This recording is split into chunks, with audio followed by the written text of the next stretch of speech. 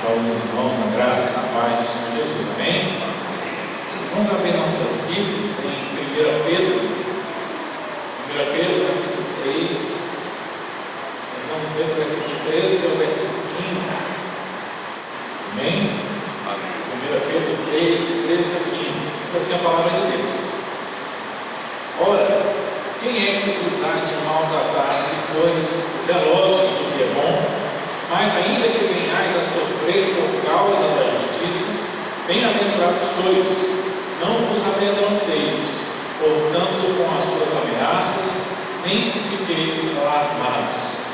Antes, santificai a Cristo como Senhor em vosso coração, estando sempre preparados para responder a todo aquele que vos pedir a razão da esperança que há em vós.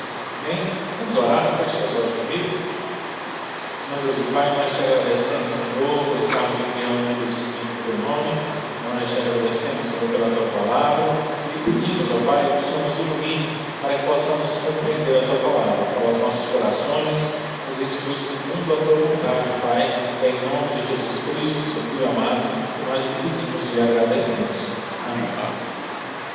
Na revista que nós estávamos tratando, vem uma série de questionamentos, mas alguns estão lá, a gente deve tratar ele posteriormente. Eles falam sobre essas questões atuais, de ideologias e outras coisas mais.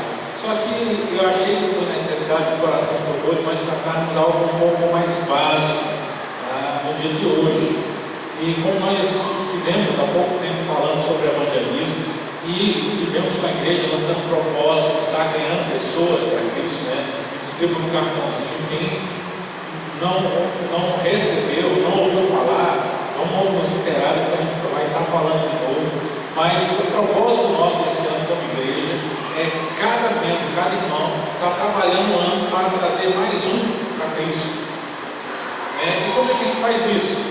Nós falamos durante o feriado do Carnaval sobre a importância do Evangelho, como ele tem que ser central na vida, como nós devemos compartilhar e até mesmo algumas técnicas de como posso transmitir a mensagem para outras pessoas, como abordar esse tipo de coisa. Nós falamos ali de uma forma bem suave, vamos dizer assim. Mas não adianta de nada eu querer transmitir o Evangelho se eu não sei o que transmitir o Evangelho.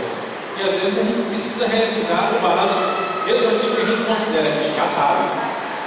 Mas às vezes, como eu ouvi já algumas vezes, às vezes a gente sabe, mas a gente não sabe como falar.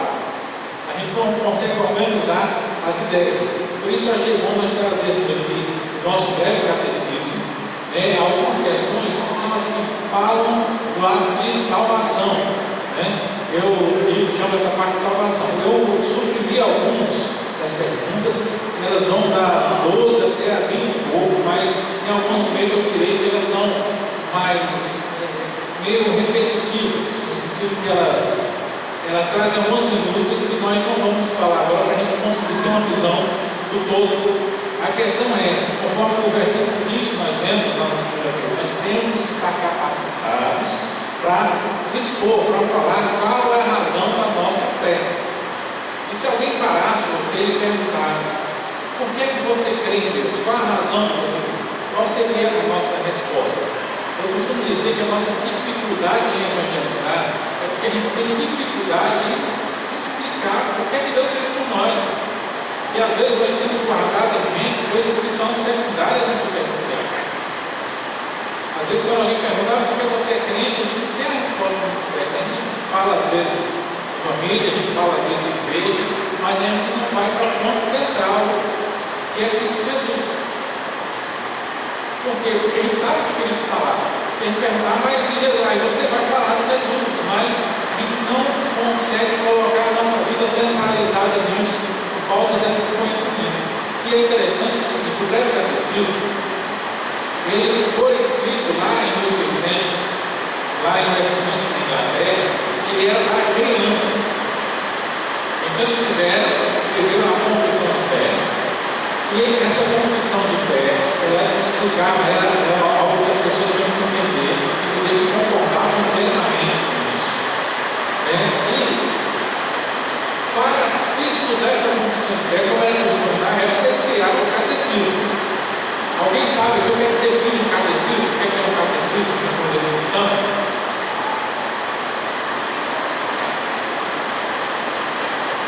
É um ciclo de fé, está certo. Mas eu quero aquela definição básica. Como é que é um catecismo? Como é que eu identifico um catecismo? Eu estou lendo alguma coisa e sei que é um catecismo. Perguntas, respostas. Então eles pegam o conteúdo da confissão de fé e transformam em perguntas e respostas e fazem o que é chamado de catecismo maior, que explica com 196 perguntas. Se eu me recordo do número exato agora, essas coisas às vezes fogem da mente. Então, por que perguntas e respostas? Para você decorar. Para você decorar as perguntas e respostas, e você saber que você tem norte, noção de toda a doutrina. E aí, eles pensaram, sim, muito bem, nós temos o catecismo, mas e as crianças, os pequenos? Vamos reduzir isso, vamos simplificar e vamos fazer o breve catecismo. O que eu acho mais interessante é que quando a gente chega hoje, nós adultos temos dificuldade com o breve catecismo.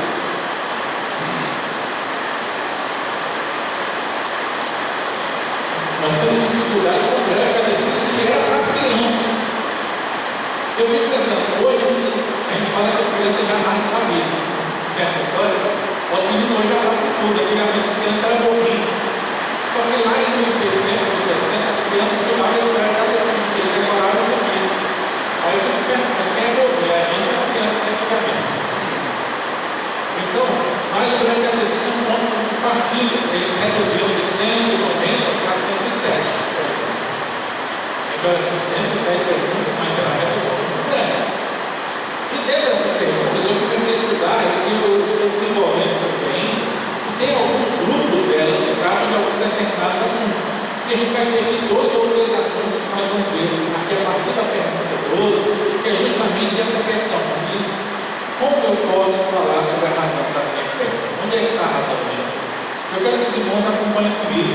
Os textos, eu trouxe a projeção, porque aqui estão as perguntas aqui, e as respostas, e quando a gente passa à frente, aqui nós temos os textos sobre os quais são embasadas essas respostas. Os textos estão aqui embaixo. Certo? Alguns deles vão estar todos os textos que estão listados, e algumas perguntas eu não vou colocar todos, porque alguns textos eles são repetitivos, eles vão ser a mesma coisa falada como outro evangelista, às vezes de uma forma um pouco diferente. Ou então Paulo falando a mesma coisa em Gálatas, depois falando em Efésios, mas o conteúdo é o mesmo, então eu reduzi esses textos para que nós pudéssemos notar bem. Então eu quero que vocês acompanhem comigo de olho na tela, né, as respostas, porque quando eu estiver lendo, eu quero que você leia comigo lá, que você vai ter lá e ler o texto também comigo. Certo? Então, qual é a razão da fé? Como é que eu posso dizer? O que é que está embasado no meu entendimento do que é salvação? A primeira coisa, eu preciso entender, nós falamos isso quando falamos sobre o evangelismo, a história do evangelismo ou não, né? A pessoa precisa entender o quê? Por que ela é salva? Porque às vezes a gente nem sabe dizer, a gente foge da mente. Por que eu fui salvo? Se alguém me fizer a pergunta, como o catecismo, por que eu fui salvo? Às vezes eu não paro para poder dizer isso. A gente vai falar de fé, a gente fala de igreja, a gente fala que é bom, a gente fala que gosta de louvar a Deus, mas esquece dessa parte. Então, ele começa a pergunta 12 perguntando qual é o ato especial da providência de Deus para com o homem no estado em que foi criado. Então, Deus criou tudo e criou o homem e fez algo especial com o homem, um ato especial. Ele vai estar aqui na resposta que Deus fez um pacto de vida com a condição de perfeita obediência. Então, o primeiro pacto que a gente chama, a primeira aliança, é o pacto chamado Pacto das Obras. É o pacto de obediência. Qual era a regra desse pacto? Olha como é que era interessante. Só tinha um mandamento. Quantos mandamentos a gente tem hoje? Hoje a gente tem 10, né? São um resumo. No tempo dos judeus, eles desdobravam as ideias em 613. Esse é o que os fariseus faziam, então 613. Só que não é 613, você tem que decorar assim. Era 613 para o dia. Todo dia você praticamente passava por tudo aquilo. Então, quando ele falava de adorar a Deus, o judeu, quando entrava em casa, tinha que colocar a mão batendo da porta, onde tinha uma caixinha, com um papelzinho escrito lá, Deuteronômio 6. Essa palavra você falarás em casa. E aí, quando ele ia comer, ele tinha que fazer uma oração específica, agradecendo a Deus pelo alimento. Quando ele ia beber, ele agradecia a Deus que tinha dado a vida. E aí, quando ele tomar um pouco de vinho, agradecia a Deus que tinha Deus que dava o sono. Quando ela acordava, ela agradecia a Deus que fazia ela acordar. Então, tudo isso estava nos 613 mandamentos. Por isso eles usavam as cordinhas amarradas na túnica, com um trançado que significava esses 613. E eles achavam que eles estavam perfeitos. Mas o pacto das obras, ele era um mandamento: não comer da árvore do conhecimento do bem e do mal, porque no dia que você comer, você vai morrer. Parece bem mais simples, não parece? Não tem nada. Deus fez assim, ó, para você ser salvo, você só não precisa comer dessa árvore. Se fosse assim hoje, a gente não estava mais satisfeito, tá? Mais uma vez, só tem que preocupar com uma coisa. Mas não foi o que aconteceu, a gente sabe disso. Então nós vemos ali Gálatas 3:12, quando ele fala que a lei não procede de fé, mas aquele que observar os seus preceitos viverá. Então a lei ela depende de você observar todos os seus preceitos, mas principalmente Gênesis 2:17, mandamento. Os dois mandamentos. Mas a árvore do conhecimento do bem e do mal não comerás, porque o dia em que dela comer, certamente morrerás. Então Deus, em um ato especial, ele faz um pacto com o homem de vida. Então, você não come e você vive. Se você comer, você morre. Eu fico pensando aqui, como é que a dona vai ficar aqui pensando? Sabe? Eu só tinha uma árvore. E mais ainda, talvez você não saiba, ou talvez não você alinhou isso, já ouviu as informações, você não juntou. A palavra diz que tinha todo tipo de árvore do fogo. Então tinha milhares e milhares. Alguns estudiosos dizem que provavelmente o Jardim Éden ficava ali na região da Iraque. Lá até hoje existem os rios Tigre e Eufrates. E a região tem uma das maiores variedades de frutas. No mesmo espaço, carregado com quantidades diversas, não tem só uma coisa. Então, um pequeno espaço tem vários tipos diferentes. Então, isso faz diferença. Então, tinha todo tipo de árvore. Ele não podia comer de um. Mas outro detalhe importante é que no centro do jardim não tinha só a árvore do conhecimento do bem e do mal. Tinha a árvore do conhecimento do bem e do mal do lado da árvore da vida. Então, mais ou menos assim, tinha todo o jardim, você pode comer de todo, só não pode ir um. Mas ainda do lado tinha aqui, essa árvore aqui está viva, e essa aqui está morta. Se você comer essa, você perde essa. Eles ainda falaram, vai ter. Por que Deus criou essa árvore do bem e do mal? Por que Deus criou essa árvore? Foi proposital para justamente testar o homem? Porque ele queria que a obediência ela fosse consciente, não fosse obrigada. Ele podia criar um jardim sem isso. E aí ninguém ia pecar. Ele podia tirar toda a consequência, todo o sinal de pecado. Poderia. Ninguém ia pecar. Mas aí o homem seria como os anjos, né? Os anjos eles foram mais ou menos assim. Só que ainda teve pecado, né? Ainda não, alguém criou o homem. Mas Deus criou o homem justamente dentro da prova. Na verdade, a gente vive até hoje dentro da prova. Na realidade, Deus sabia que o homem ia pecar. Deus sabia que o homem ia pecar. Eu sabia. Mas a gente tem que passar o nosso processo. A nossa vida hoje é uma prova diante de Deus. Por que o céu vai ser melhor do que o jardim do Éden? Porque lá a gente vai ter experimentado o que é passar zero para depois chegar na glória. Então aí não volta mais. Né? Eu brinco assim que Deus criou o homem para poder meio que acertar o que ele não foi nos anjos. Os anjos, ele deu os anjos tudo perfeito. Aí vai Satanás e ficar carregando um carro de anjo. E não se arrepende. Ele já criou o homem com a capacidade de se arrepender. Ele já pode cair, se arrepender e ele não vai voltar mais. Então não tem mais. Depois do processo completado, vai ter mais volta. Não tem mais negócio. Porque todo mundo no céu diz, agora vai me revelar muita coisa. Por quê? Porque a gente já tem experiência que os anjos não tiveram. Então, eles caíram. A grande questão é, eles ficaram no estado em que foram criados. Deus criou, fez o pacto de vida. E aí vem a pergunta número 13. Os nossos pais, Adão e Eva, eles permaneceram no estado de perfeição que foram criados por Deus? Quem pode ler para nós a resposta? Em voz alta, com leitor. Observaram-se nossos primeiros pais. A resposta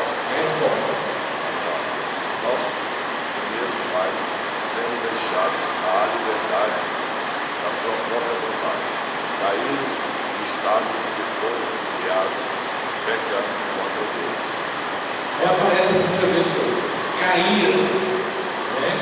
Eles caíram do estado em que foram criados. Então, aqui já vem duas coisas aqui. A primeira é aquele negócio que o pessoal fala, livre-arbítrio. Gente, é história, não temos. Quem tinha livre-arbítrio era eles aqui, ó.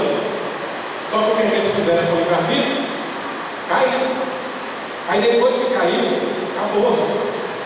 Hoje a gente fala na teologia para poder ficar bem claro. Porque as pessoas que falam de livre-arbítrio é um desconhecimento teológico. Porque na verdade o que eles estão falando na teologia já é classificado como livre agência. Então se alguém coloca diante de você um bolo de cenoura e um bolo de laranja, você escolhe entre um e outro, isso é livre agência. Teologicamente, livre-arbítrio é a capacidade de escolher entre o bem e o mal. Não são as outras escolhas. Então você faz as suas escolhas. Agora a gente perdeu por quê? Porque o ser humano caiu. O que é que está a ideia de cair? Caiu, você estava no patamar e você despecou. Então você saiu daquele estado. Então a primeira coisa que ele vai falar, nós somos criados bons por Deus, com a capacidade de escolher entre o bem e o mal, mas Adão e Eva pisaram na bola. Né? Gênesis 3,6 fala lá da queda, né? Vendo a mulher que a árvore era boa para se comer, agradável aos olhos e desejável para dar entendimento, tomou fruto, comeu e deu também ao marido, e ele comeu. Né? A gente vê como passa o negócio aqui, né? A gente não consegue perceber, mas no hebraico isso aqui fica claro. Olha aqui quando ele diz, ela tomou o fruto e comeu, e deu também ao marido, e ele comeu. No hebraico, as construções, elas têm alguns detalhes que no português não existem, porque a gente depende de entonação e inferência, muitas vezes. Mas a gramática deixa claro. Então, quando fala, e deu também ao marido, fica claro que ela não foi procurar Adão para poder dar o fruto. É mais ou menos assim, ele denota uma ação. Ela comeu e Deus deu a mão para o lado e deu para ele. Porque dá clareza no texto hebraico, quando ela come o fruto, Adão estava longe, estava do lado dela. Imagina, você está ali, né? É igual aos meus casais, ele está ali e a mulher está no celular, o marido está no celular, a mulher está falando alguma coisa, ele está ali do lado, mas não está dando atenção. Adão estava ali, e Eva está conversando com a cobra, e ele não para assim para pensar, não, peraí, tem uma coisa errada aqui, o que esse bicho está falando? Então, ele estava do lado. Qual era a obrigação dele? A gente vai entrar nas próximas perguntas. A obrigação dele está vigiando, porque ele recebeu o mandamento do trato, foi com ele. Ele era o cabeça. Aqui já vem um detalhe. Toda vez que o homem ele larga a função dele de cabeça do lado, está bem. Adão já prova disso. Era para ele ter metido a mão, quando Eva pegou o fruto, ela veio dizer, ó, larga esse negócio. E ele não fez. Aí nós estamos hoje terminar por conta disso. Né? Então eles desobedeceram. Ela deu e ele comeu. Quando Deus vai cobrar isso aqui em Gênesis 3, o que a palavra fala? E Deus chegou para Adão, você comeu? Ele falou, ah, sim, foi a mulher. A Eva foi a serpente. Né? Então, pecado é qualquer falta de conformidade com a lei de Deus. Então, qual era a lei de Deus? Não coma do fruto. Eles comeram, acabou.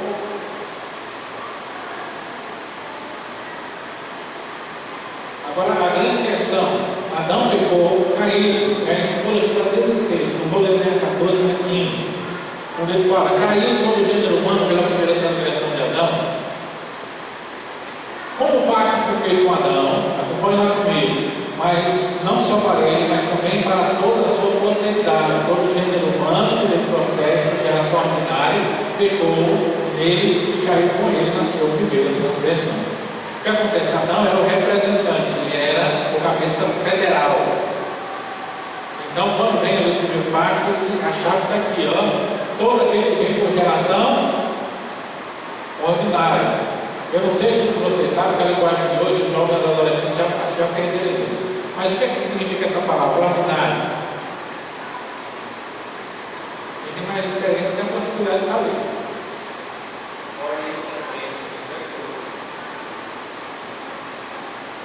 Mais ou menos, vocês estão confundindo ordinário com ordinário. Ordinário, pelo menos no meu ponto de vista, uma pessoa ruim, isso é ordinário. As pessoas se põem errado. No popular é isso, mas a gente perdeu a tradução dessa palavra. Né? O português clássico, o ordinário era muito usado pelos militares. Então, é uma ideia mais hierárquica.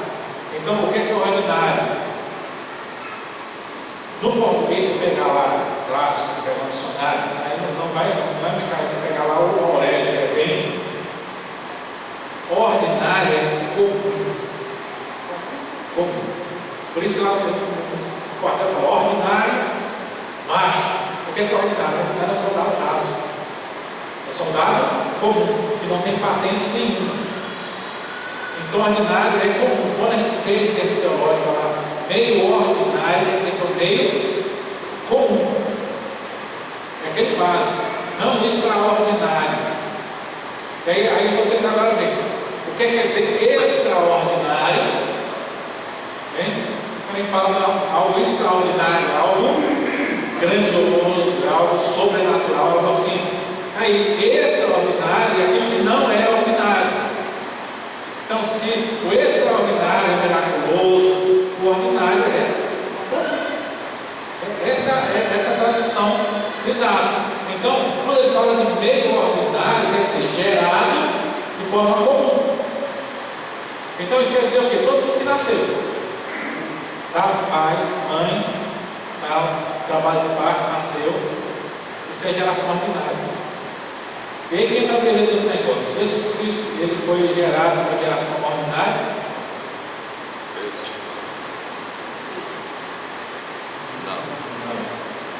Porque o Espírito Santo, o anjo falou que para Maria, esse ente gerado pelo Espírito Santo no seu ventre. Então não foi a fecundação do óvulo, pai e mãe. E olha que naquela época ele nem sabia esse negócio de óvulo e espermatozoide. Mas a palavra já deixou o negócio bem claro para poder entender hoje, certo? O Espírito Santo. Então, geração ordinária é pai e mãe. Por que o Messias nasce com uma virgem? Para não ser geração ordinária. Ali é o simbolismo que ele não carrega o pecado. Se você for para o costume judeu, ele vai. O costume é o seguinte: o entendimento era que o homem passava a geração. Sabe, naquele tempo o pessoal acreditava que o homem ele tinha a semente, né? E na relação sexual, aquilo era colocado na barriga da mulher, a criança crescia na barriga da mulher. Se você for hoje, lá para o Oriente Médio, eles acreditam que o filho pertence ao homem, não à mulher. Já viu esse negócio? Salva brasileira ele toda, vou casar com um sheik. Aí tem um filho lá, pega o filho e manda ele embora. Não adianta entrar na justiça, o país nunca vai dar a guarda para a mãe, lá a guarda do pai. É o pai que manda. Porque eles ainda acreditam, isso é milenar. Eles acreditam que é o pai que gera. A mãe ela vai gestar, mas vem do pai. Esse é o costume. Então, quando você tira o pai da equação, você quer dizer que ele não nasceu de forma ordinária. Então, pecado passou para todos os homens. Então veja aqui, nós fomos criados bons, mas por causa de Adão, que era o cabeça federal, todos pecaram. Por quê? Porque todo aquele que nasce em geração ordinária, em geração comum, desde Adão e descendência, está em pecado. Isso faz de nós o quê? Inimigos de Deus. O termo claro e direto aqui, né? 1 Coríntios, separei aqui, são só dois versículos. 1 Coríntios, textos, né? Ele fala em 1 Coríntios 15, 21 e 22 que a morte veio por um só homem, mas por um só homem vem a ressurreição dos mortos, porque assim como em Adão todos morreram, e também todos serão vivificados em Cristo. Então todos morreram em Adão. Então, vamos alinhar com o que eu falei aqui no começo. Se eu tenho que falar para alguém do Evangelho, a primeira coisa que eu tenho que ter em mente é isso aqui. Porque hoje as pessoas elas não têm a noção de que nós vivemos em pecado. Quando você fala alguém em pecado original, o que é que o pessoal pensa? Duas coisas são básicas do pensamento cristianizado do Ocidente. Adão comeu a maçã. Nem a maçã. Mas para eles Adão comeu a maçã. É que tem um pessoal que eles acreditam, até nos Estados Unidos, que a Bíblia foi escrita em inglês. Tem uma tradução lá chamada King James, a tradução mais famosa do mundo, a tradução do rei James, é que o pessoal acredita. Ela tem uma linguagem em inglês muito diferente do inglês usual, mas eles estão lá e eles acreditam piamente. Tem muita gente, do americano comum, que ele acredita que a Bíblia foi escrita em inglês. E aí que vem um problema, né? Por quê? Porque eu estava pesquisando esses dias, e aí eu fiquei falando, esse pessoal que vem de curso de inglês, sobre como se fala, e aí eu peço ajuda a alguém que tem um inglês aí mais avançado. Como é que você fala aí abacaxi em inglês?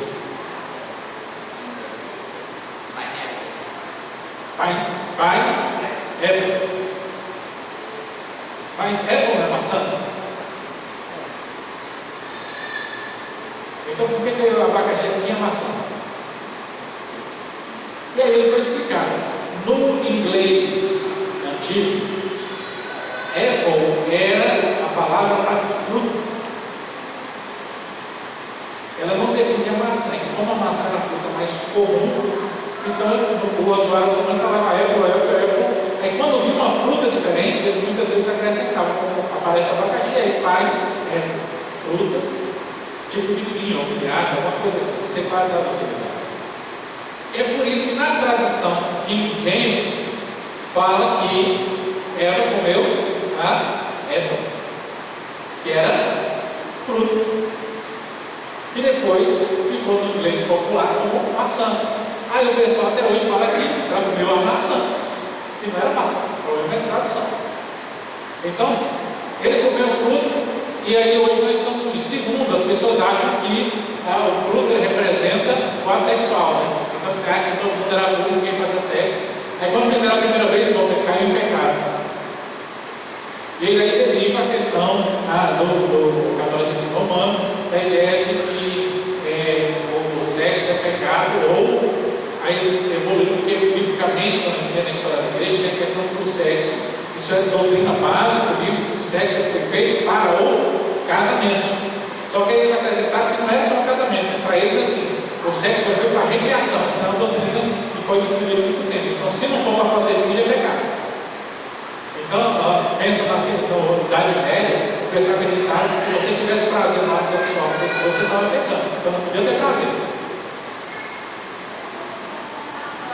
Essas duas coisas correm no erro, porque as pessoas estavam passando isso e outras acham que é pecado. Mas nós somos condenados por causa do pecado de Adão.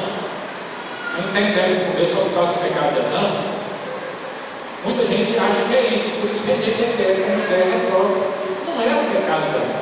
O pecado de Adão é o pecado original que vem instalado na fábrica. Vem ali já o bug do sistema já instalado. E por causa dele nós estamos limitados a escolhas ruins. Então a gente não é condenado pelo pecado de Adão. É pelo que o pecado de Adão faz a gente cometer por nossa própria conta. E aí não depende da gente. Você pega uma criança pequena. Mas aí vai cair na mesma questão, pastor. A gente está atrelado ao pecado original. Aquelas pessoas que estavam em pecado, que hoje a gente está em pecado por causa de Adão. Então, Adão ele é a causa, mas não é só ele. Entendeu? Como se fosse o pecado de Adão como é que chama lá quando a pessoa está primeiro crime é condenada no primeiro crime? É o primário. É o réu primário. O pecado de Adão é o réu primário. Só que aí quando você tem o réu primário, você vai pegar o réu primário, no tribunal, o que acontece? Pode ter uma atenuante de pena, tem aquele negócio, não, o sujeito é réu primário, vamos converter aqui, né? Então Adão é o réu primário. Agora, a gente não fica restrito a Adão é só réu primário, o negócio são os outros. Então a gente é condenado pelo pecado original, mas também por todos os pecados que nós cometemos durante a vida. Então é uma soma. Mas sem a causa da Adão, não. A questão é que se Adão, que não tinha causa primária, pecou, conversando com Deus, se hoje a gente tivesse com primária, a gente ia cair do mesmo jeito. Mas a questão que já vem um problema. Por que vem um problema? É que aí vem a questão. Por que vem um problema? 1 Coríntios 15, 21. Se a gente não tivesse um problema geral, primário, para ser consertado, não tinha uma salvação um só ato. Na verdade, o pecado de Adão é a brecha que nos dá a salvação de Cristo Jesus. Porque entrou o pecado por um só homem. Então, por um só homem, o pecado também sai. Então, a questão de Adão ela que forma uma legalidade bíblica, no judicial bíblico, a brecha para serem salvos em Cristo Jesus. E a história de Adão nos mostra justamente que ele estava no jardim perfeito, não tinha problema, não tinha ninguém para influenciar ele, não tinha nada disso que fosse mal, tinha comida à vontade, falava com Deus todo dia, só tinha um mandamento. Então a situação de Adão era muito mais favorável que a nossa, e ele pegou. E aí hoje a gente pega. Então tem a questão de Adão, mas ele é só um ponto de partida, mas é o mesmo ponto de partida que nos gera um ponto de saída. Então, quando a gente é condenado, não é só pelo pecado de Adão, é por todos os demais pecados que nós cometemos também em decorrência do pecado de Adão. Então, o problema é que nós vamos ter, então a gente pelo menos tem isso. Se não fosse Adão, a gente poderia estar em situação melhor, talvez, mas Adão já está lá atrás, já faz parte da história, já foi colocado. Agora a gente tem a solução do novo Adão, que é Cristo Jesus. Então, isso é um ponto básico da salvação para nós entendermos. A grande questão que nós temos que tomar cuidado é que justamente quem a gente for falar do Evangelho vai se apegar nisso aí. Então o que é que ele quer? Ele quer transferir a culpa. Como Adão tentou transferir a culpa para Eva, quando Deus questionou como Eva transferir a culpa para a serpente. E a serpente já não respondeu mais. E aí chega uma outra pergunta que eu ia fazer mais à frente. É possível falar de salvação sem falar de Adão? Não. Está tudo ali. Hoje a gente, se conversar com N pessoas, você vai ter uma série de. Estamos falando de uma primeira abordagem, tá? Uma série de pensamentos diferentes sobre Deus, de uma forma mágica. Alguns creem em Deus, ou acreditam na existência de Deus, sem acreditar na existência de Adão. A cura evangelizar pessoas sem falar de Adão. Não, aí é a questão, a gente precisa da noção de Adão, mas a gente não pode não entrar no assunto assim, diretamente ou claramente. A questão de tratar Adão aqui é o seguinte, é o pecado. Então, é o pecado. Você pode fazer isso com diferença, de outras coisas. A gente estava aqui falando no final de semana do Carnaval, eu falei sobre o Evangelho em sua morte, foi na segunda-feira, que ele começa justamente mostrando dos 10 mandamentos, de agora, eu não li muito lá atrás para quem não tem consciência com a Bíblia, se não tem esse conhecimento. Se a gente começar a pegar os 10 mandamentos, você vai ver que a gente quebra os 10 mandamentos, é só fazer a tradução direitinho. Chega lá, não adulterarás, só nunca trair a minha mulher. Mas Jesus falou, não adulterarás, quer dizer, se eu olhar para uma mulher com intenção impura, eu já adulterei com ela. Então, passou você estar assistindo televisão, passar aquela mulher aqui na propaganda lá da cerveja, não sei nem se está passando mais essa propaganda, nos anos 90 passava demais. E a pessoa olhou assim, ele faz assim, virou de novo, pronto, já pegou. Não roubarás, eu gosto muito dessa. A pessoa, nunca roubei ninguém. É que você pergunta, e quando você estudava, você nunca captou aquele lápis do seu colega, aquela borracha que você pegou emprestado e nunca mais devolveu? No trabalho, você nunca pegou uns clipes daquele que tinha lá no negócio. Então a gente tem umas coisinhas que a gente pega, parece aquelas leis americanas que estava dando lá, que tipo, se roubar, já viu aquele negócio lá fora? Se roubar até $50, não pode fazer nada. E aí o pessoal entrando e catando as coisas nos mercados e saindo. A gente cria um limite mental as coisas. Então, se a gente pegar por esse ponto, a gente chega na consequência do pecado, que é o assunto que a gente está falando de Adão. Então, aí nesse sentido, dá para poder falar sem tocar no nome em Adão específico, mas lembrando a questão do pecado, que todo mundo, para nós a gente fala de Adão, para ver todos os pecados. De Adão para cá não tem ninguém. Não tem ninguém que nasceu sem pecado. Todo mundo nasceu em pecado. Então, a gente precisa ter essa consciência que todos nasceram em pecado, conforme ali está Romanos 5, 12. Como por um só homem entrou o pecado no mundo, pelo pecado a morte, assim também a morte passou a todos os homens, porque todos pecaram. A questão é, todo mundo pecou. Eu preciso ter essa consciência. Hoje tem muita gente que se acha uma pessoa boa. E não existem pessoas boas. Como diria o reverendo Davi Charles Gomes, que ele dando palestra sobre apologética. Apologética é defesa da fé. É como eu debater com as pessoas e defender a minha fé. Ele fala que o grande problema dos crentes hoje é que você entra no campo do outro. Então a pessoa vai fazer o debate e você aceita as regras do debate do outro. Se você aceita as regras do debate do outro, você já perdeu. Porque as regras do debate do mundo são as regras que não servem para nós. A gente não pode aceitar a regra do debate. Essa é a grande questão. É porque a pessoa vem falar, se Deus é bom, por que pessoas boas morrem? É porque não tem pessoas boas. Você vê que a raiz já está errada, aí você vai tentar explicar. Mas a providência, mas Deus. Não, a resposta já está errada na pergunta. Pessoas boas não morrem. Só uma pessoa boa morreu na história da humanidade, foi Jesus Cristo. O resto todo mundo é o quê? Pecador. Não existem pessoas boas. Você vê, então está na raiz. A gente precisa ter essa consciência de que nós somos pecadores e por isso nós necessitamos de Deus. A gente precisa ter essa história em mente. Criar alguma história.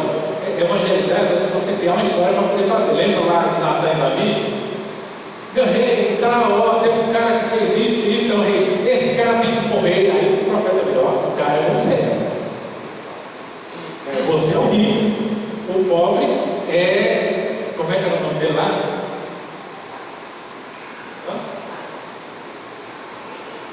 Não, é do marido da Betseba. O pobre é Urias, você é o rico. Aí Davi cai em cima. Então a gente tem que criar uma historinha para poder dar consciência para a pessoa. E a gente tem que basear nisso. Todos são pecadores. A partir do entendimento que todos são pecadores, nós vamos entender que esse aqui era para eu ter retirado, porque ele vai vir muito pouco. Vou pular aqui para 18. Que por causa do pecado todos caímos em estado de pecado e miséria diante de Deus. O que consiste? O que é esse estado de pecado e miséria? O estado de pecado em que o homem caiu consiste na culpa do primeiro pecado de Adão, aquilo que nós estávamos falando, e na falta de retidão original, na corrupção de toda essa natureza, o que ordinariamente se chama pecado original, lembra? Ordinariamente, juntamente com todas as transgressões atuais que procedem dele. Então, tem a culpa de Adão, mas tem tudo aquilo que a gente faz depois dele, decorrente dele. E aí não é uma coisa, porque hoje o que é que o pessoal diz, o que é que a ideologia diz? Que a sociedade, ela corrompe o homem. Mas o homem já é corrompido. Quem corrompe a sociedade? Não é o homem. Se eu pego uma criança, ela aprende muito mais facilmente o xingamento do que uma palavra boa. Você pega uma criança que não tem contato com nada, foi criado só em casa. Tem umas que já pega o animal assim, o gato, e aí quer puxar o rabo do gato. Aquela maldade foi alguém que ensinou ele a fazer, ele viu alguém fazendo. Muitas vezes não. Criança você tem que ensinar para ele que ele não pode bater no bicho. Se você não ensinar, ele vai pegar o bicho. Quando você começa a interagir, ele tem dois pequenos. E acontece alguma coisa errada, você chega, quem fez? Naturalmente ele quer colocar a culpa no outro. Ninguém ensinou para ele colocar a culpa no outro. Ele joga naturalmente, isso vem da natureza caída do ser humano. Por isso a gente não acredita, não tem esse negócio que a criança é inocente. A criança não é inocente. Os nossos catecismos eles abrem uma brecha na nossa confissão seguinte, sobre aqueles que morrem no nascimento. Sabe, quando não teve tempo ainda de interagir, então abre uma brecha para isso, que se ele morreu ali, tem um propósito de Deus para isso, então nós acreditamos que são almas que estão na glória. Mas se teve tempo para crescer, não quer dizer que ele era, mas se ele não morreu ali e ele crescer, ele é pecador. Ele vai demonstrar esse pecado no primeiro momento. É que ali, como não teve tempo de demonstrar pecado, muito menos teve tempo de se arrepender, já coloca ali como dentro do propósito de Deus, das escolhas de Deus, que é a mesma coisa que a nossa confissão de fé fala a respeito daqueles que não têm consciência. Eles tratavam aqueles que têm problemas, vamos dizer, problemas de mente, que não têm consciência ou maturidade para poder reconhecer uma coisa ou outra. Ele vai tratar do mesmo sentido. Mas todo mundo tem pecado. E não só o pecado de Adão, mas o pecado de Adão é só o pontapé inicial. vez que, como por um só homem, por uma só ofensa, veio juízo sobre todos os homens, assim por um só ato de justiça veio a graça sobre todos os homens para a justificação. Isso aqui é a jurisprudência de Deus. Se você pecar, você vai morrer. Lei, jurisprudência, como um só pecado, ele fez essa balança toda, um ato de justiça vai dar a volta para redimir. Quando a gente é salvo e aceita Jesus Cristo, a gente para de pecar? A gente continua pecando? Muda o status, né? Porque agora o pecado ele é um erro, um acidente, mas ele ainda está lá. Quando é que a gente não vai pecar? Quando a gente renascer de novo, quando Jesus chegar para nos levar para o céu. Então, mas a brecha, o meio pelo qual nós saímos desse estado de condenação está aí. Então, a jurisprudência de Deus.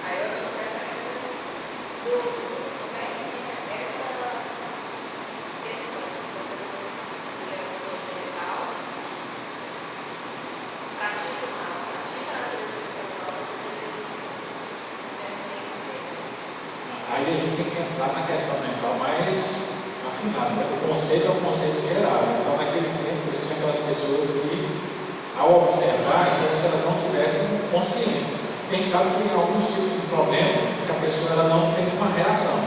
Agora, você tem aqueles problemas, por exemplo, aparece mais comum na internet, a pessoa tem síndrome de Tourette. Já ouviu falar de síndrome de Tourette?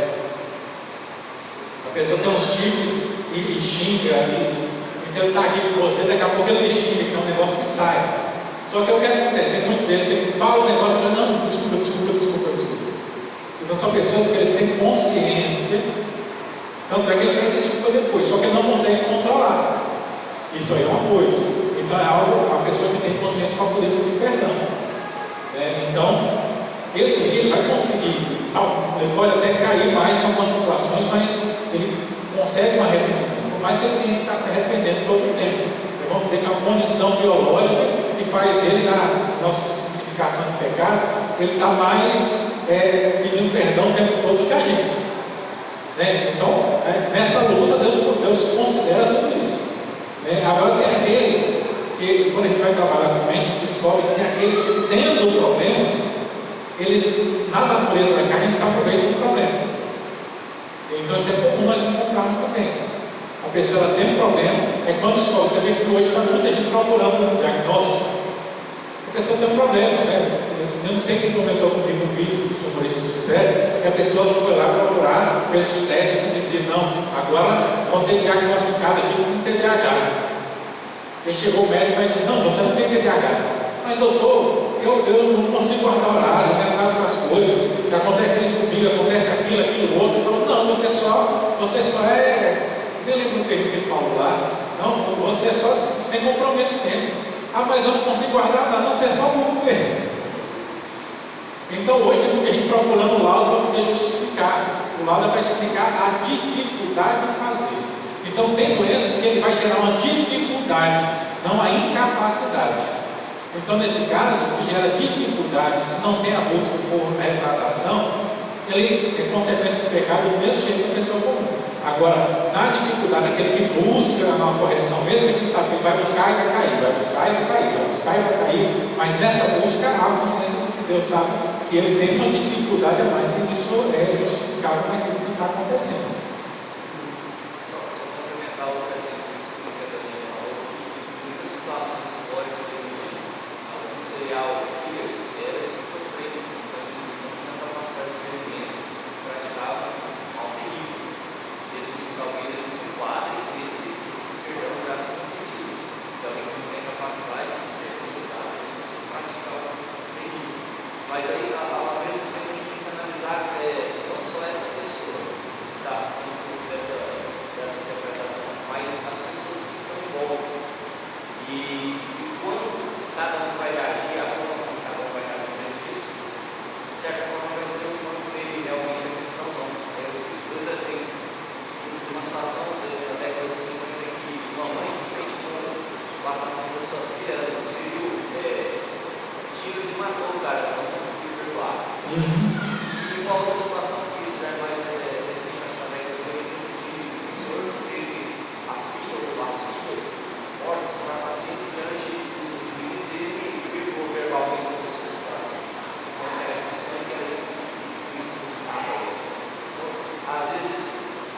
algo que uma pessoa faz de terrível, que ela fez a motivação, isso aí é algo que só Deus consegue explicar, mas porque cada um reage, aí cada um interpreta isso. E cada um vai ser educado segundo o seu procedimento nessas situações. Né? Porque tem muito dessas coisas. Quando você fala, por exemplo, do psicopata, na verdade, o psicopata é alguém que ele não tem a empatia. Só que a gente só acaba descobrindo aqueles que fazem coisa ruim. Mas existem casos registrados, né? Descobertas assim, por acaso, pessoas que têm essa situação de psicopatia, só que, tipo assim, se ele matar alguém, não vai sentir nada. Mas eles não matam, porque ele aceita a convenção social. Só que para ele não faz sentido aquilo. Como tem gente que vive no meio e fala, fulano é mal educado. Às vezes ele só não consegue compreender a convenção social. Esse dia eu estava vendo um sujeito falando sobre isso, ele dizendo, não, eu fico assim porque eu falo com as pessoas que ele tem que ficar me lembrando, tem que dar bom dia quando ele manda uma mensagem. Para mim não faz sentido eu ter que dar bom dia. Para que eu tenho que falar bom dia? Só vou falar para que eu tenho que chegar, cumprimentar. Então tem pessoas que não têm isso, mas ele aceita a convenção social para poder ter uma boa convivência com o outro. Mas tem pessoas que não aceitam, que preferem se escorar. O 19, a miséria de nós caímos, quer dizer que o ser humano perdeu a comunhão com Deus, está debaixo da ira e maldição, e assim sujeito a todas as misérias desta vida e a morte está no inferno para sempre. Então, quando nós falamos de pecado, é entender essa necessidade do homem, mas vamos adiantar aqui um pouco, que é para a gente chegar justamente onde a gente tem que finalizar, senão a gente dá um horário e a gente não bate lá. A pergunta 20: Deus deixou todo o gênero humano perecer nesse estado de pecado e miséria? Aí que vem a grande questão. Não. Tendo Deus unicamente pela sua boa vontade, desde toda a eternidade, escolhido alguns para a vida eterna, entrou com eles em pacto de graça para os livrar do estado de pecado e miséria e trazer o estado de salvação por meio do Redentor. Então o homem pecou, está inimigo de Deus, mas a gente pereceu? Não, Deus tem um plano, Ele tem um propósito. Essa aqui é a mensagem que nós precisamos ter consciência. Apesar de a gente ser miserável, Deus ele providenciou um meio, um pacto, um pacto de graça, que eu falei lá. Adão tinha um pacto das obras, onde ele não comia e vivia, e ele pereceu. Aí vem o pacto de graça. Qual a diferença? É que o pacto da graça não depende da ação do ser humano. Você vê como Deus já.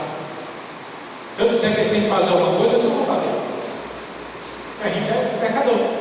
Então ele faz um pacto do quê? De graça, quer dizer, esse pacto é baseado no quê? Deus nos escolheu desde toda a eternidade para a vida. Ele preparou o caminho e os meios para poder nos salvar. Através de quem? Através de um Redentor. Efésios 1:4. As pessoas, quando a gente fala disso aqui, as pessoas já dão um pulo lá longe, esse negócio escolheu, não sei o que, mas tá. Assim como nos escolheu dele antes da fundação do mundo para sermos santos e repreensíveis perante ele em amor. Tito 1:2, a esperança da vida eterna, que Deus não pode mentir, prometeu antes dos tempos eternos. A Escritura Sagrada ela vem claramente. Tito 3, 4, 2, 7, só o 7, a fim de justificados por graça, nos tornemos seus herdeiros, segundo a esperança da vida eterna. Então aqui só alguns textos. Então ele faz o pacto, ele preparou para nos salvar através de um Redentor. Aqui que é a grande questão. Tudo até agora é a consciência de que a gente é pobre, miserável e pecador. Todo mundo é pobre, miserável e pecador. A gente tem que ter a consciência que, como crentes, quando a gente prega o Evangelho, a gente não é uma raça superior que está salvando os pobres miseráveis do mundo. A gente é só mais um miserável que achou o caminho e está mostrando para os outros. Eu gosto muito da frase do Spurgeon, que evangelizar é um mendigo dizendo ao outro onde é que tem o pão.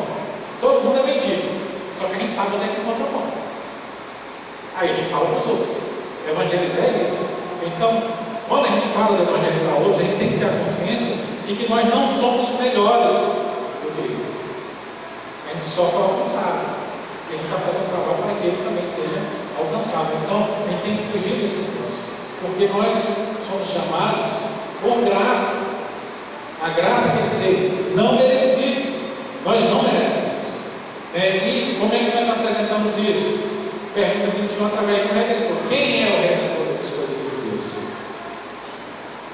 O único Redentor dos escolhidos de Deus é o Senhor Jesus Cristo, que sendo o eterno Filho de Deus se fez homem, e assim foi e continua a ser Deus e homem em duas naturezas distintas e em uma só pessoa para sempre. Lembrando que há um só Deus e só mediador entre Deus e os homens, Jesus Cristo. Então qualquer coisa que tente falar de chegar a Deus que não seja através de Jesus Cristo, a Escritura está dizendo que é o quê? Inútil. João 14, o Verbo se fez carne e habitou entre nós, cheio de graça e verdade, e vimos a sua glória, glória como unigênito do Pai. Romanos 9,5, deles são os patriarcas, também deles descende o Cristo segundo a carne, o qual é sobre todos Deus bendito para todos sempre. Amém. Colossenses 2,9, porquanto nele habita corporalmente toda a plenitude da divindade. E Hebreus 13,8, Jesus Cristo ontem, hoje, é o mesmo, será para sempre. Então, a consciência do pecado é o que a gente precisa ter em mente quando nós temos que dizer a razão da nossa fé. Porque evangelizar não é o debater e convencer a pessoa de alguma coisa. Basicamente, e é o que nós perdemos, por isso nós temos dificuldade em falar do evangelho para as pessoas, evangelizar é falar como eu fui salvo. E através da minha história que eu falo para os outros. Ou melhor, tentando explicar o que aconteceu comigo, pode ser em outras palavras, eu posso não citar histórias pessoais, mas é o que eu vou falar para explicar o que aconteceu comigo. Que eu era um pobre, miserável, pecador, a consciência do pecado estava em mim, e por isso eu vi que eu necessitava de Cristo, e nele encontrei alívio e refrigério. Então, não adianta eu tentar apresentar Cristo como Salvador, se a pessoa não sabe salvar do quê? E aí que vem o problema, a gente pode ser um crente muito bom, mas sempre tem alguém que vai olhar para a gente e vai ver os defeitos.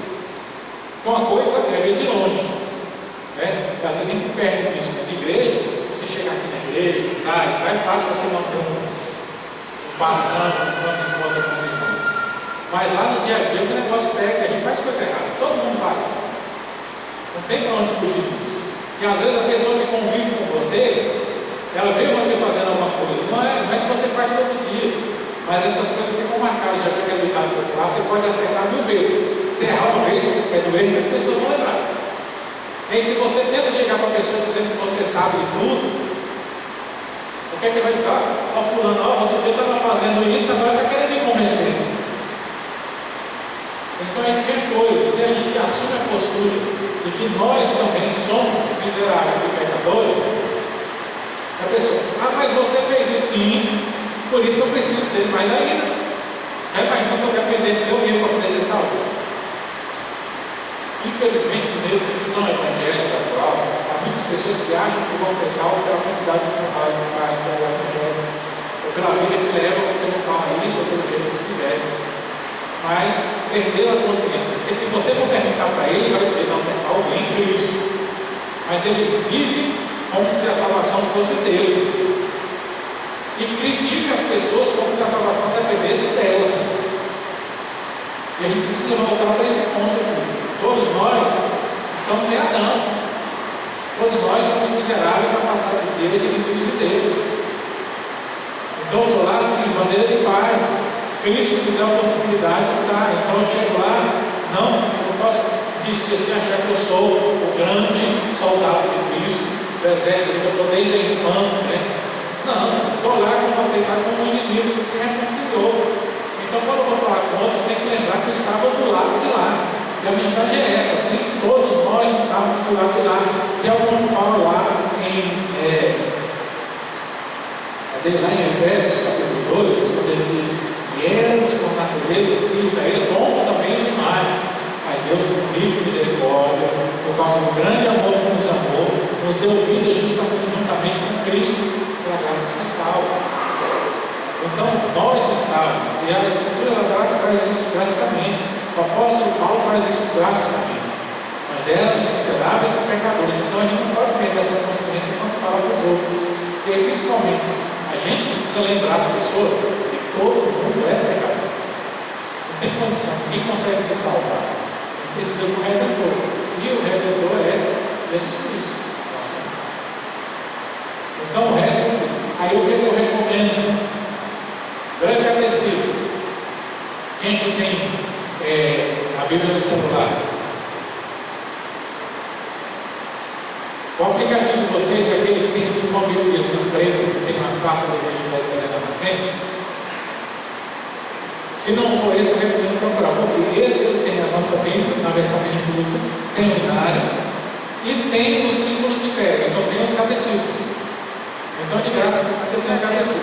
Usareis tem um breve catecismo, só que as perguntas não batem. É o breve? É a redação que muda um pouquinho, não? Não sei. Depois você dá uma olhada, às vezes muda um pouquinho só o linguajar. Catecismo maior do Westminster. Esse é o maior, são 196. Então, essa não vai bater, esse aqui é do catecismo menor. Ele deve estar à frente ou atrás do catecismo maior. Mas aqui eu estava olhando, foi até a 107 perguntas. Esse a gente está falando do catecismo menor. Começa com menor. Então, catecismo, pega o catecismo menor lá no aplicativo, vai ter, você pode comprar. Na sociedade bíblica ela vende, eu costumava ter, esses que estão lá de fora, mas se houver interesse, ele pede a quantidade e depois os irmãos vão comprando. Ele é pequenininho assim, coisa que acho que é menos de R$10. Ele tem a confissão de fé, o catecismo maior, o catecismo menor, um livretinho desse tamanho, assim, sabe, do tamanho daquele Novo Testamento dos judeus internacionais, mais ou menos. Então, nós somos presbiterianos, essa aqui é a base. E eu falo assim, todas as questões que a gente tem só dependem de uma interpretação. Que é como a linguagem antiga, eles foram escritos lá em 1640. Então, mas nessas perguntas, se a gente olhar bem, ele tem resposta para tudo aquilo que a gente precisa hoje, só saber procurar. O catecismo menor ele vai ser um pouco mais limitado, mas não dá uma ideia geral. E tem outros que a gente vai encontrar no catecismo maior. Que aí depois a gente fica pelo menor e passa para o maior. Mas procure essa literatura. Meus professores de seminário costumavam dizer o seguinte: tem gente que fica naquela ideia de que eu tenho que confiar no Espírito Santo e eu vou ler a Bíblia, não preciso de mais nada. Isso é uma ideia míope.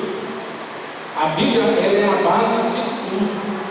Agora eu não posso desprezar irmãos que no passado passaram anos e anos e anos estudando a Bíblia para trazer um negócio mastigado para a gente, e o legado que eles deixaram para nos ajudar a entender a palavra de Deus, eu pegar e ignorar esse legado.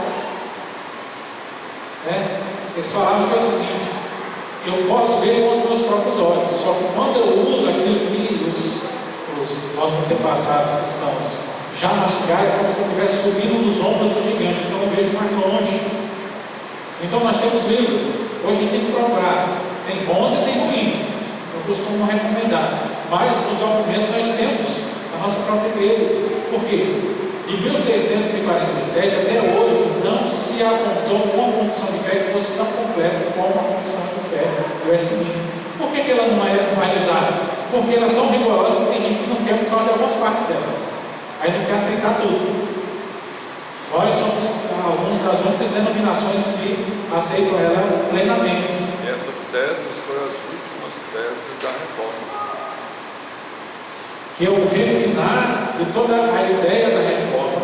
Ele está aqui e ele vai falar sobre muita coisa. Tem gente que não quer admitir algumas coisas, como por exemplo, a nossa confissão, ela fala do sistema de culto, que é o culto, eu me esqueci o termo teológico agora, mas é o seguinte: é que assim, a gente só pode fazer no culto aquilo que está determinado na palavra de Deus. Aí tem gente que não quer porque vai limitar. O pessoal diz: não, se a palavra não proíbe, eu posso fazer. Essa era a ideia de Lutero e alguns da reforma. Mas o nosso modo escrito, ele diz o seguinte: a gente cultua a Deus como Deus, e a interpretação dos 5 mandamentos, só a Ele adorarás, só a Ele prestarás culto. Lá nos 10 mandamentos ele estabelece como Ele quer ser adorado. E na Bíblia ele vai estabelecer os padrões, por isso que Paulo vai dizer, com salmos, hinos e cânticos espirituais, louvando a Deus de coração, a leitura da palavra, a oração, tudo isso está no Novo Testamento falando de uma forma de culto. Então nós fazemos aquilo que está lá determinado. Por isso que, por exemplo, a gente não tem mais as nossas igrejas do mundo, porque muitas vezes no passado acontecia, Eu lembro lá que todo mundo às vezes lembra da infância, daquelas peças, sabe? Que se faziam, das encenações, das coreografias que o pessoal fazia. Por que a gente não tem mais? Porque foi adotado pela igreja o princípio de voltar para esse princípio básico da igreja. Por quê? Essas coisas elas não estão determinados. Quem falar, mas uma peça, uma encenação, ela vai pregar a palavra. Mas a pregação da palavra, ela pode ser direta, porque não tem que fazer ela ser contrária. Então, são coisas que foram colocadas como ajustes, mas está tudo detalhado. Por isso que às vezes as pessoas não querem, mas nós temos um detalhamento muito grande. Então, para eu falar do Evangelho, eu preciso conhecer o Evangelho. E para conhecer o Evangelho, eu preciso fazer a fé. Então, se você não tem ainda, procure a Bíblia de Genebra, nós vamos mostrar aqui, ela tem no final os nossos catecismos. Você pode ir lá, mas faça isso, leia. Pega, coloca no seu devocional, coloca no seu comércio. Às vezes a gente fica procurando as coisas mais modernas. E eu sempre falo assim, vamos voltar para as raízes. Às vezes o pessoal chega para mim, pastor, tem esse livro aqui maravilhoso, do Paul Tripp é ótimo. Mas se eu for gastar meu tempo, eu vou lá para os antigos, aqueles que influenciaram o povo. Então quando o pessoal vem para falar comigo, eu sempre recomendo os livros mais das antigas. Vamos mais para a base aqui para a gente fazer o negócio. É minha recomendação, vamos voltar para a base. A gente pode tentar muita coisa, mas a gente já tem um negócio que foi mastigado há muito tempo para nós. Por isso a gente tem que procurar conhecer aquilo que é registrado. E se você for procurar, na nossa igreja ela fala que é base da nossa igreja. Quando você fez profissão de fé, você prometeu na frente da igreja, você prometeu que ia ser fiel à exposição das Escrituras conforme está nos nossos símbolos de fé, que é a nossa confissão e nosso catecismo. Então lá na promessa você prometeu seguir isso aqui. Só que a grande questão, você prometeu seguir, você conhece o que você tem que seguir? Às vezes a gente não consegue fazer as coisas porque a gente precisa conhecer aquilo que a gente já prometeu conhecer, só que ainda não cumpriu aquilo que a gente prometeu. Então vamos voltar, vamos procurar isso. Então procure estar aí. A gente vai estar implementando com o tempo mais algumas medidas, justamente com o objetivo de a igreja ela possa conhecer mais e melhor a respeito das nossas bases de fé. Amém?